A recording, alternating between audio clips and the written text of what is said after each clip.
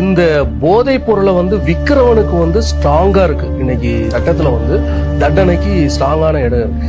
இதை உபயோகப்படுத்துறவனுக்கும் தண்டனை கொடுக்கும். என்னைய பொறுத்த வரைக்கும் யார் யார் வந்து போதை இப்போ சிகரெட் பிடிக்க கூடாது அப்படின்னு சொல்றாங்க, ஆனா கொஞ்ச நாள் ரொம்ப ஸ்ட்ராங்கா இம்ப்ளிமெண்ட் பண்றாங்க, அதுக்கு அடுத்தது ஃப்ரீயா விட்டுறாங்க.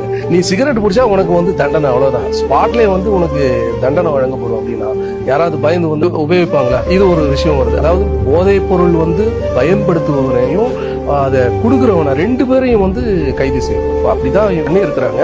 இது ஒரு பெரிய ஒரு செலிபிரிட்டியா இல்லாம ஒரு சாதாரண இப்போ ஸ்கூல், எல்லா ஸ்கூல்லயும் இப்ப கஞ்சா, நீங்க நிறைய கவர்மெண்ட் ஸ்கூல்ல பிரைவேட் ஸ்கூல்ல வரைக்கும் கஞ்சா கலாச்சாரம். சின்ன சின்ன பசங்க, எங்க நம்ப மாட்டீங்க, 10ஆம் கிளாஸ் 11ஆம் கிளாஸ் 12ஆம் கிளாஸ் பசங்க எல்லாம் கஞ்சா அடிக்கிறாங்க. கூடிய சீக்கிரத்துல தமிழ்நாடு ஒரு மோசமான மாநிலத்துல ஒரு மாநிலமா இது மாறும். ஒரு நடவடிக்கை கண்டிப்பா கொண்டு வரணும். அந்த கலாச்சாரத்தை அடியோட ஒழிக்கணும் தமிழ்நாட்டுல.